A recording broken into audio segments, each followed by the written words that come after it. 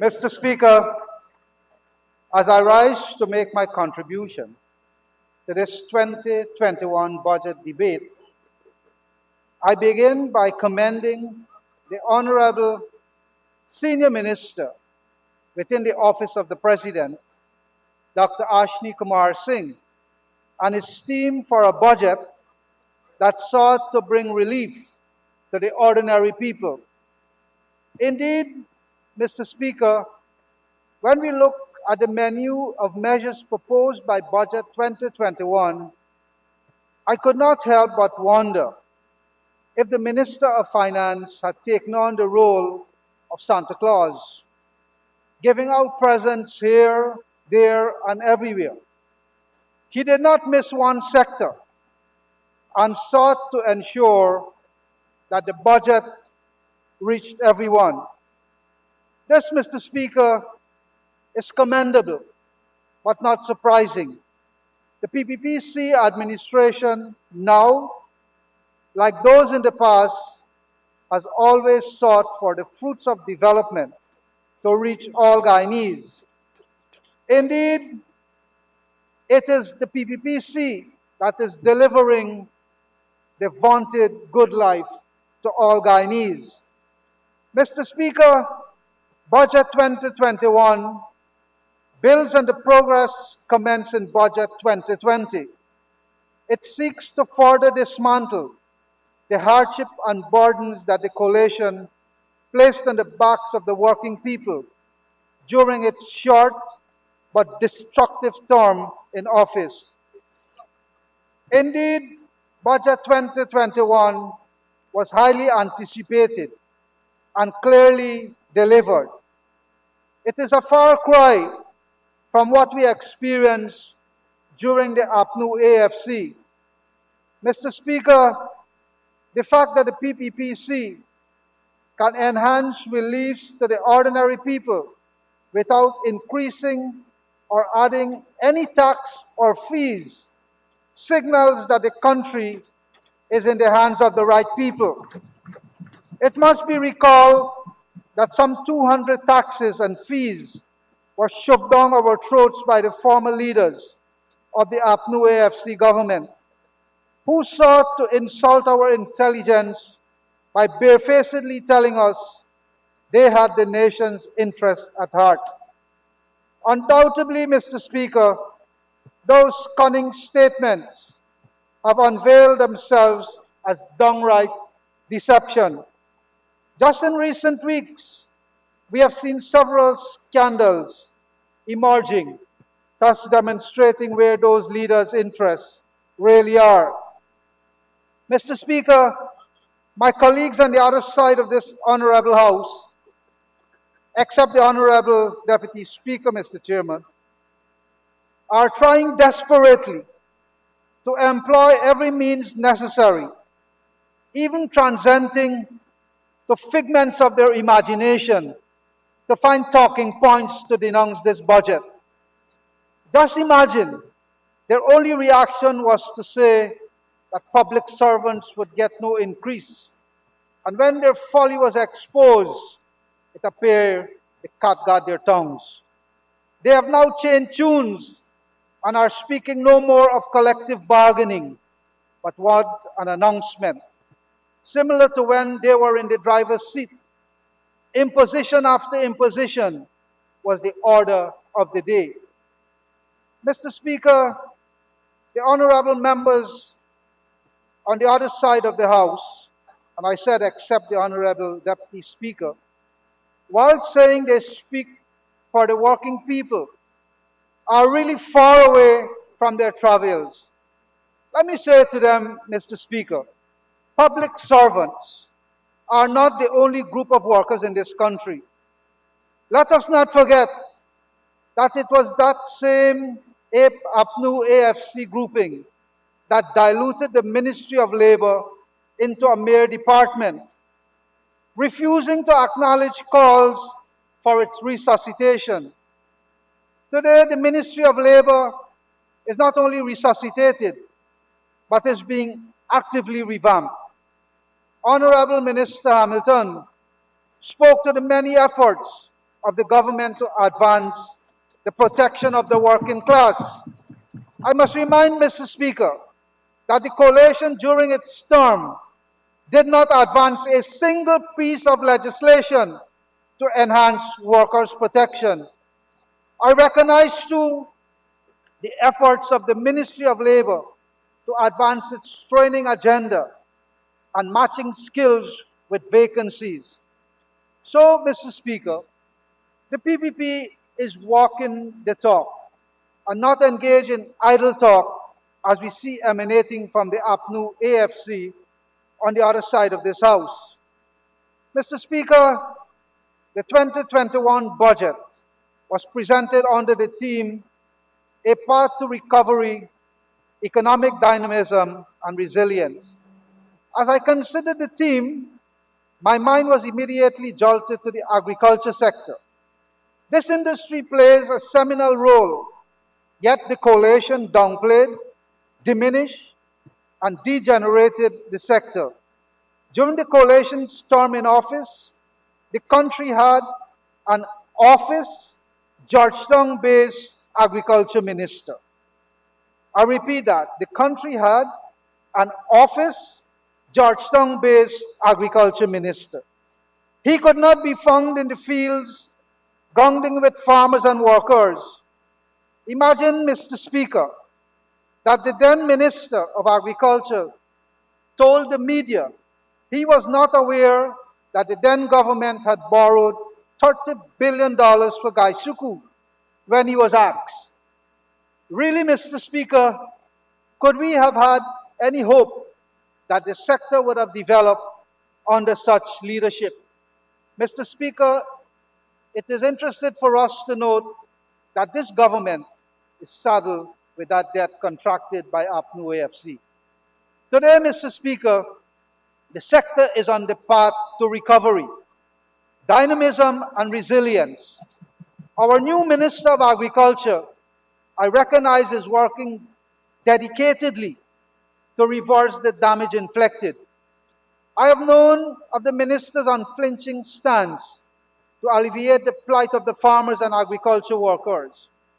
I know too of his connection to the ordinary people, and that is why I'm not surprised when I opened the newspaper to see him interacting with farmers, sugar workers, fishermen, and others on a regular basis. It is that sort of practical hands-on leadership that is required to put agriculture back to its rightful place. Mr. Speaker, the coalition's disdain for agriculture was probably most visibly manifested in the sugar industry. APNU AFC took an industry which was showing great signs of recovery to its lowest ebb. It was as if they had a reverse Midas touch. A reverse Midas touch, Mr. Speaker. When the APNU AFC entered office in 2015, former Prime Minister Moses Nagamutu is quoted in a statement of November 28, 2015, as saying, quote, Gaisuku will recover this year, will mark a turning point in the performance of the industry. End of quote. By May 2020, former Gaisuku chairman John Doe was seeking the intervention of the then President Granger, quote, to use your good office to arrange for funding to prevent the impending closure of the industry, end of quote. That is the reverse Midas touch at work, Mr. Speaker. Mr. Speaker, I saw a few nights ago Honorable Member Kemraj Ramjatan on the news contending that the government's support to sugar was akin to pouring good money into a bad industry. I'm informed, Mr. Speaker, that the honorable member may know a lot about pouring. He's not here and he's probably gone pouring. But I urge him to remove his blinkers. The honorable member chooses, it seems, to ignore what sugar means to our nation, or what it contributes economically and socially to our people. It was the same honorable member, Mr. Speaker, who during the 2015 elections campaign promised sugar workers their lives would be assured with a 20% increase, among other things. But Mr. Speaker, he turned around and betrayed them. Today, Mr. Speaker, the honorable member called the sugar workers bloodsucker. I wish he was here so that I could have looked at him in the eyes, Mr. Speaker, and say to the member that he is nothing but shameless, to put it mildly. He must know, however, that this nation is listening. Those thousands of Guyanese who suffered will undoubtedly forever remember the coalition crime against them. But what's worse, Mr. Speaker, is that it seems the honorable member and his colleagues disdainfully are seeking to perpetuate policies that impoverish and pauperize our people, and yet they want to call themselves leaders. In passing, Mr. Speaker, the honorable member, Mr. Ramjatan, said ginger production was 29,000 tons. Well, at $200 per pound, Region 1 would have earned 12.76 billion. That did not happen. And clearly the honorable member, we could conclude, is not thinking straight. Some people may say some other things about straight. The reality, Mr. Speaker, is that a great deal of the support is directing toward repairing what I consider the deliberate damage inflicted to the sugar industry. I'm convinced, Mr. Speaker, that the coalition had one clear intention. That was to remove sugar from the map of Guyana. But in as much as I'm convinced about that, Mr. Speaker, I remain at a loss as to what motivated them to pursue such a policy of spitefulness. Is it that they despise sugar workers? Is it that the workers harmed or hurt them? What did the sugar industry do for the APNU AFC to heap such scorn onto them? Is it because they are now sitting in the different seats in this House? Mr. Speaker, history will record the harsh treatment the coalition meted out to the sugar industry. It was completely reprehensible, and war where it appeared that the industry was executed at the altar of political expediency. Mr. Speaker, while we must lament the past, wisely it is said, we should not live in it. It is therefore heartening that the sugar industry is on the path of recovery and ultimate resilience. Significant efforts are being made at this time to breathe new life into the industry. At this time, the new board and management are actively focused on bringing the industry back into its rightful path. This is a task that is worth the reward, and one that future generations will forever cherish.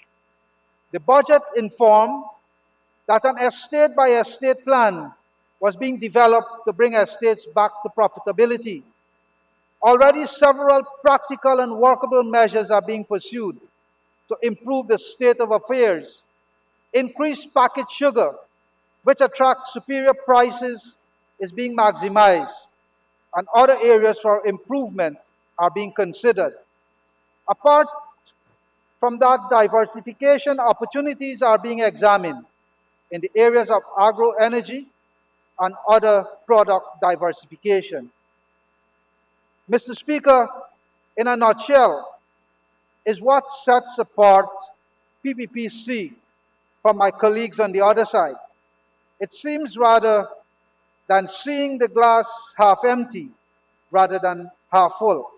Simply put, Mr. Speaker, it was that sort of thinking that pushed the industry down into the doldrums. But, Mr. Speaker, sugar was just one of the main victims of the coalition's disdain for agriculture. Our farmers were asked to swallow hefty hikes in cost of land rental and drainage and irrigation fees. They suffered with the removal of tax concessions for equipment and confronted other anti-farmer policies. Again, I am at a loss, Mr. Speaker, to rationally explain the logic to punish those who feed us and keep us strong. Many farmers were barely able to keep their noses above water and faced painful times during the APNU AFC term. That is why I'm heartened, Mr. Speaker, to recognize and applaud the reversal of those policies. Today, our farmers can once again breathe ease as the shackles which held them back have been removed.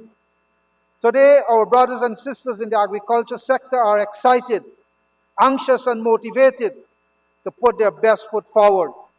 Indeed, we have significant agricultural potential, and the industry can play an important role in ensuring economic diversity as we seek to build a resilient economy that is not dependent on a few sectors. This is testament to the forward-thinking approach of the PPPC, which does not consider just today, but tomorrow and the days after as well. Mr. Speaker, as a trade unionist interacting regularly with the ordinary man and woman, I cannot fail to use this opportunity to speak to the pro-poor and pro-people measures outlined in the budget. Undoubtedly, the people have much to celebrate. The school children grant has not only been restored, but improved as well. This will go a far way in assisting many Guyanese to be able to acquire items for their children's schooling. This, Mr. Speaker, is now being deemed inadequate by the APNU AFC, whose legacy was one of removal or takeaway. Honorable member, you will need an extension to talk more about legacy. Mr. Speaker, I'd like to ask for my colleague to have 5 minutes more to conclude his presentation. Thank you, Honorable Minister. Honorable member, you may continue. Thank you, Mr. Speaker. There is much jubilation with the decrease in water rates coming after VAT was removed a few months ago. Similarly, the expansion of the zero-rated list of goods will see the cost of living further reduced, while our pensioners and public assistance recipients are to receive a well-deserved hike. Taken together, the disposable income of our people has gone up by several $1,000s. This is a significant win for all Guyanese. Clearly, Mr. Speaker, there is a great lot for our people to be excited about. Undoubtedly, there have been several gains, and I'm certain there is more in the pipeline. Indeed, with a fast expanding economy, the expectation of our people are heightening. The government has committed itself to bringing relief and betterment to all Guyanese. Aptly put, Mr. Speaker, His Excellency President Irfan Ali, when he addressed the House a few days ago, said, quote, "There is a bright future ahead," end of quote. I'm convinced this government will build a future that is secure, strong, and sustainable. Budget 2021 is another step in that direction where Guyanese will be proud, happy, and contented. This is a future we must all aspire for, and one which we all deserve and must work collectively to realize as we advance the lot of all Guyanese. Mr. Speaker, I commend Budget 2021. Thank you very much.